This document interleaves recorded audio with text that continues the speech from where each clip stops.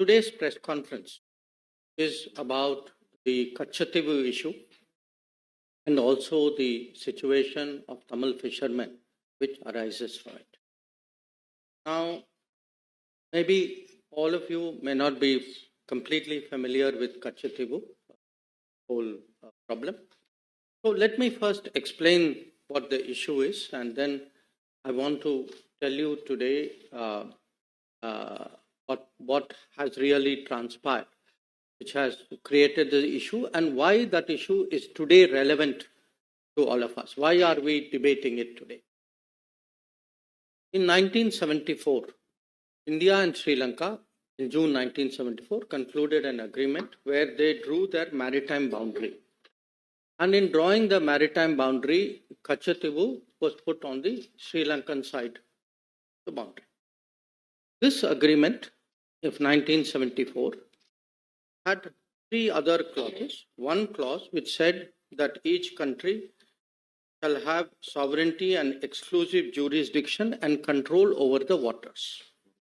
The second clause, Article 5, it gave to Indian fishermen that they will continue to access Katchatheevu as hitherto and will not be required to obtain travel documents.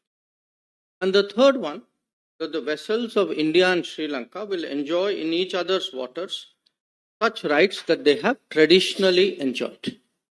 So this was the agreement which was reached in 1974 in June. Now, when this agreement was presented before Parliament, the then Foreign Minister, Sri Swaran Singh ji, he actually assured the Parliament, and I am reading his words, I feel confident that the agreement demarcating the maritime boundary in the Pork Bay will be considered as fair, just, and equitable to both countries.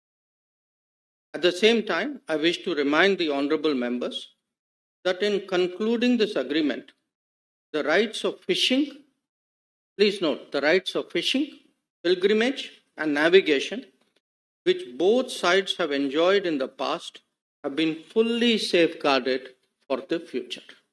This was the assurance that the then Foreign Minister, Sri Swaran Singh ji, gave in Parliament at that 1974, July 23, 1974. Now, in less than 2 years, actually, there was another agreement between India and Sri Lanka through an exchange of letters. And in this agreement, now India proposed the following. And again, I'm reading to you from the original document. With the establishment of the exclusive economic zones by the two countries, India and Sri Lanka will exercise sovereign rights over the living and non-living resources of their respective zones. The fishing vessels and fishermen of India shall not engage in fishing in the historic waters, the territorial sea, and the exclusive zone of Sri Lanka. So, 1974, assurance is given. By 1976, an agreement is concluded which actually gives away this assurance. Now, once this agreement in 1976 was concluded, there then evolved a position, a standard position, you can say, of the government on this matter.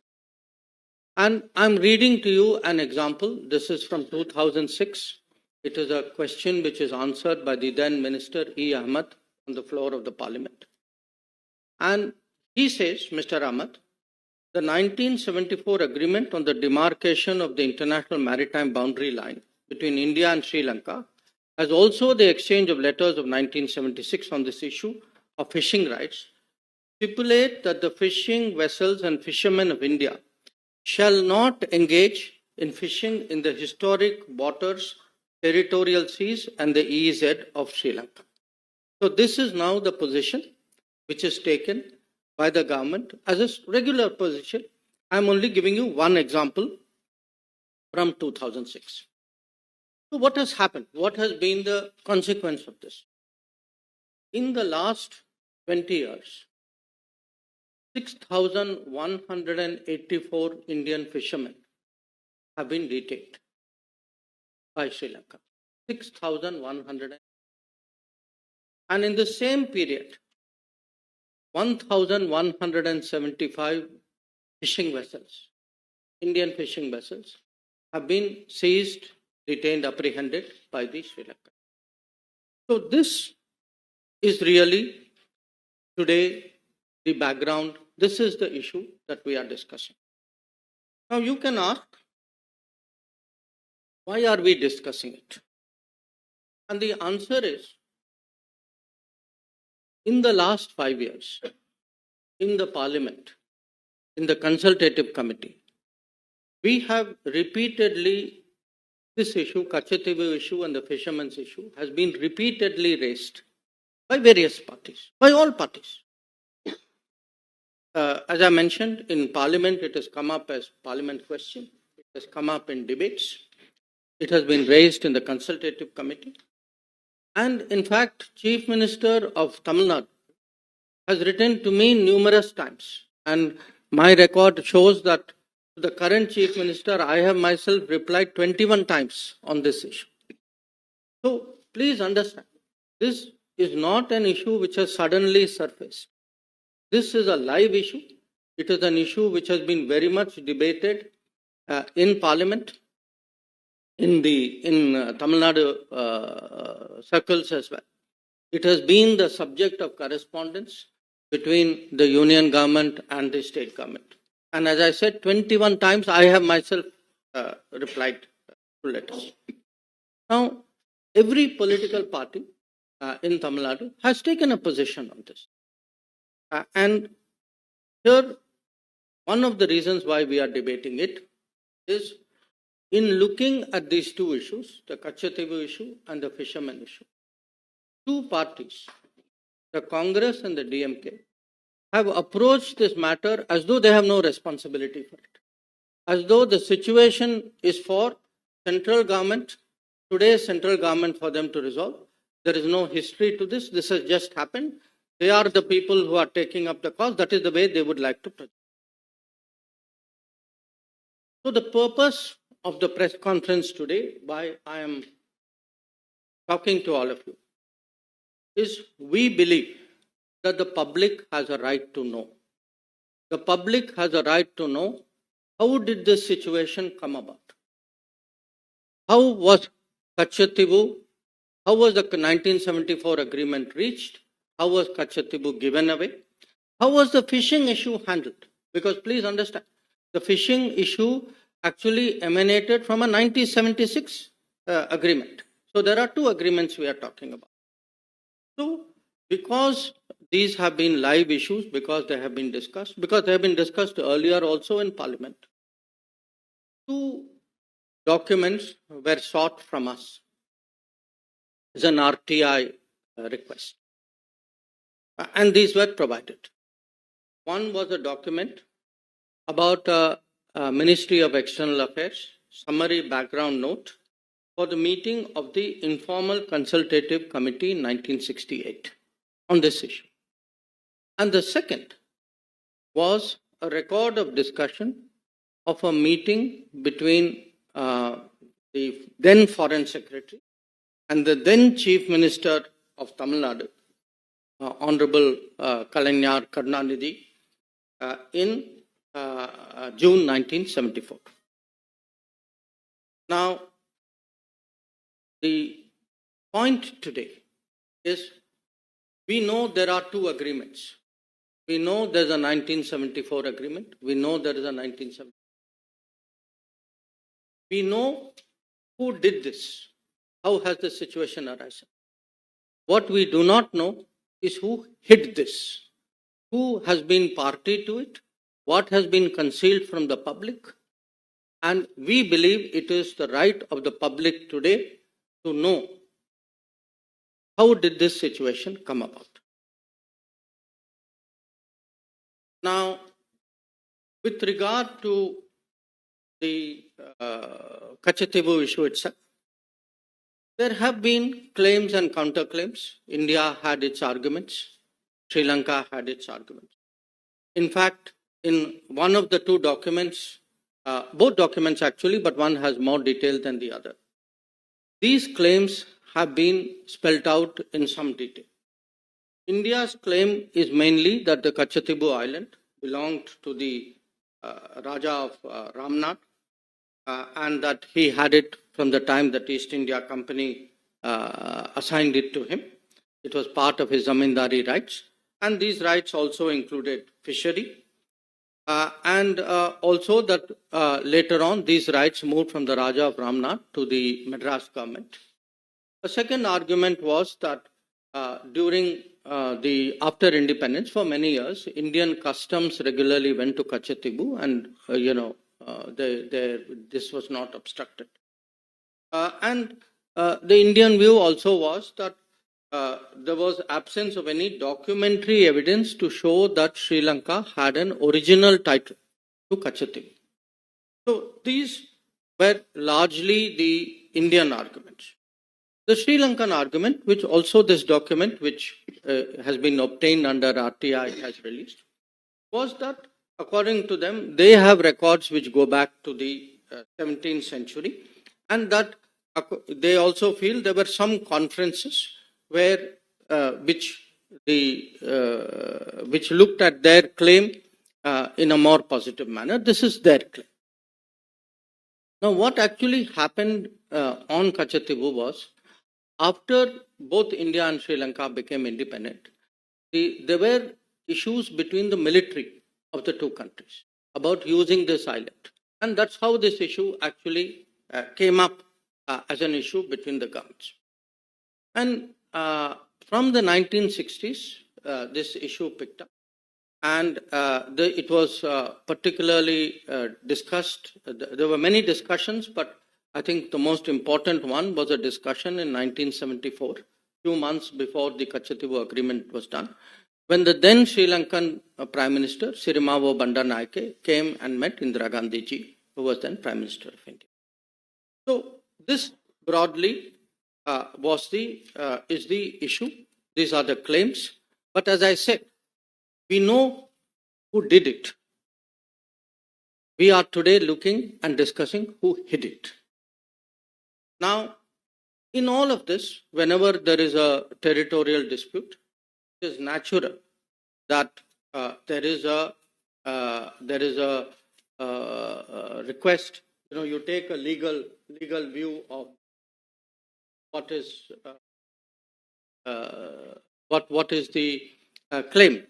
So at this time, the legal view was actually originally sought from the then Attorney General of India, Sri M.C. Setalvad. Many of you would be familiar. He was a very famous person. He was a legal luminary. Now, it's very interesting. Sri Setalvad gave his legal opinion as the Attorney General in 1958. In that opinion, he says, the matter, and I'm reading from it, the matter is by no means clear or free from difficulty, but on the assessment of the whole evidence, it appears to me that the balance lies in favor of concluding that the sovereignty of the island was and is in India. So this is the opinion of the then Attorney General. In fact, he not only mentions that, he also says, because please note, he says that the matter is by no means clear. He says whatever is agreed, it can also be limited by custom or treaty. And therefore, Mr. Setalvad suggests that it may be possible for India to contend that there exists a right by custom in the Indian fishermen to fish in the territorial waters of the island. So essentially, the Attorney General is saying that the balance is something which goes in favor of India. But even if it doesn't, there is still a case. There is still a case to insist on fishing rights, access of Indian fishermen to the waters of this island. Now, interestingly, other than the Attorney General, you know, the Ministry of External Affairs also has a legal department. So we had a gentleman there at that time called Dr. K. Krishna Rao. He was a very eminent person dealing with international law. And Mr. K. Krishna Rao also takes a very interesting view. He says, I'm not suggesting that we have no case at all, but I submit that our legal case in this connection may be used to obtain fishing rights around the island.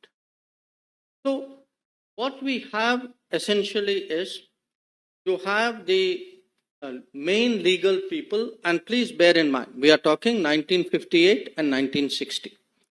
The main people actually saying, look, we have a case. It may not be 100% case. We don't know where this case may go, but at least we should insist minimum that we should get fishing rights. And as I told you at the beginning, the island was also given away in 1974 and the fishing rights were also given away in 76.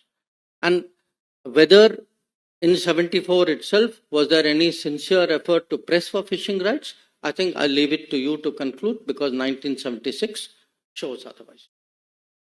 Now, this is the situation. You will ask, how did this happen? Now, how did this happen? Has many aspects to it. One, and perhaps to me the most basic, I would say recurring one, is actually the indifference shown by the central government, by the prime ministers of the day then, about the territory of India.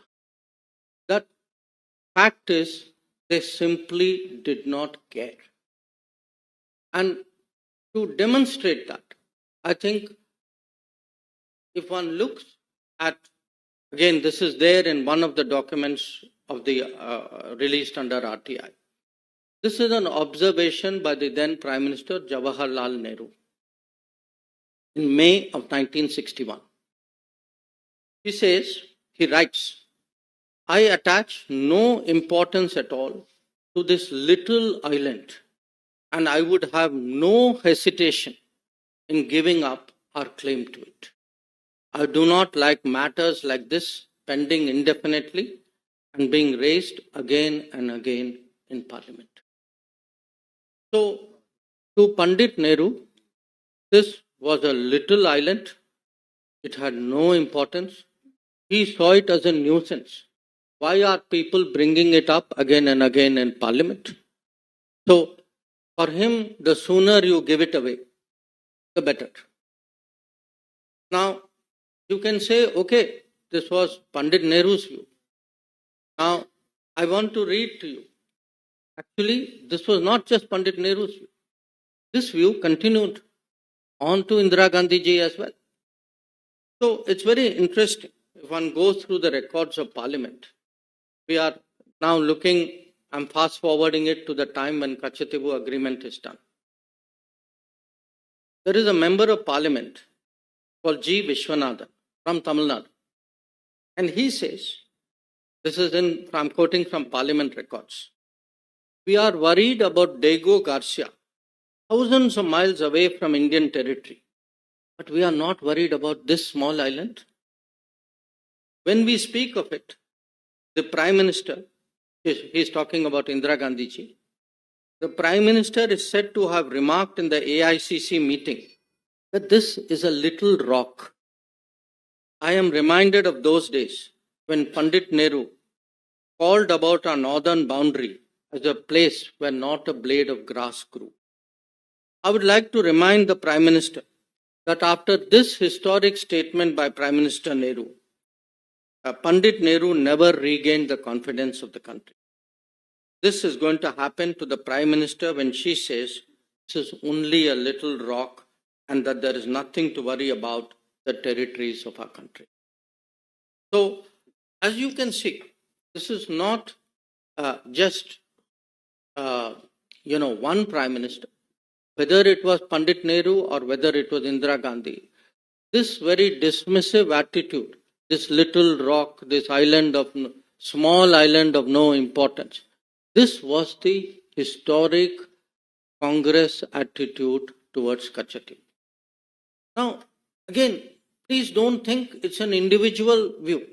This was actually, in a way, had seeped into the party thinking. So, I will give you another example of it. Same time, there was a very well-known Congress leader. All of you are familiar with his name. He was from Delhi, called HKL Bhagat. Now, HKL Bhagat is reacting in the same Katchatheevu debate.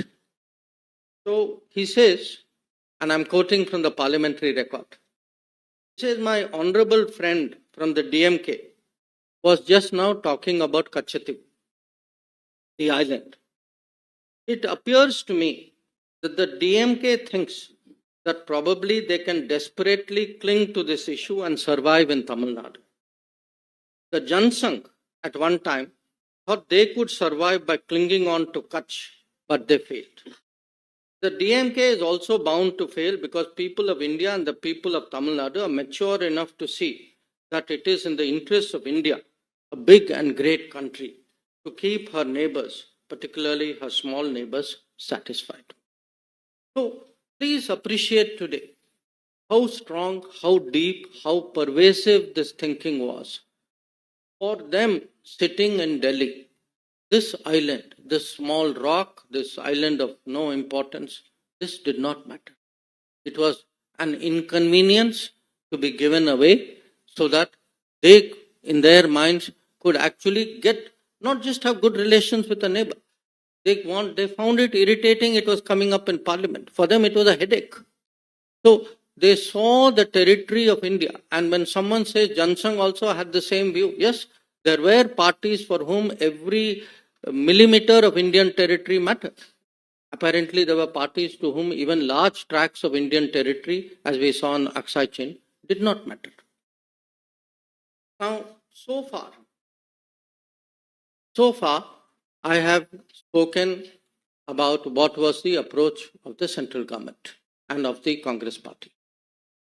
But you have to ask yourself, would it have been possible if there was no connivance at the state level?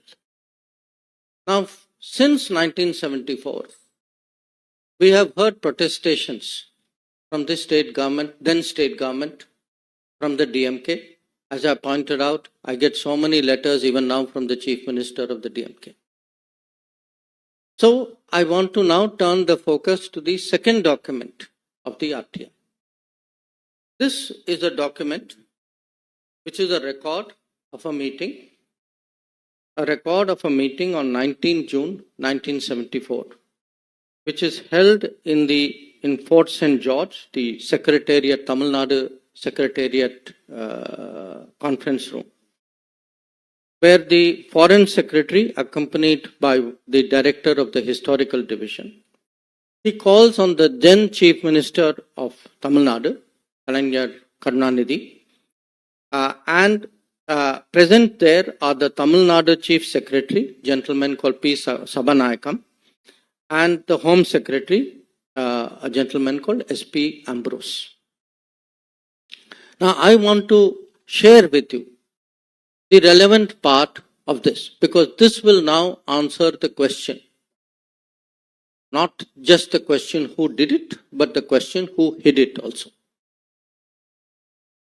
After the exchange of courtesies, Foreign Secretary, recalling the talks he had in New Delhi with the Chief Minister in 13th October 1973. So please note, we are talking 19 June 74. So talks have been going on between the Foreign Ministry, Union Government and the Chief Minister from 1973. So recalling 13th October 1973 and with the Chief Minister, Secretary and other officials of Tamil Nadu in Madras on 14th October 1973, before the Indo-Sri Lanka official level talks in Colombo on 15-16 October 1973. So the key point is, 1 year before the Katchatheevu agreement, already then Union government and then state government led by DMK were already, the Chief Minister, up to the level of Chief Minister, were already discussing this agreement. And they are discussing this agreement before they actually go into talks with Sri Lanka. Now, then it says, Foreign Secretary said, the purpose was to keep the Tamil Nadu government fully informed. Please note these words, fully informed of the developments in the talks with Sri Lanka and get the benefit of the views and negotiations of the Tamil Nadu, views and suggestions of the Tamil Nadu authorities. So this is actually the truth.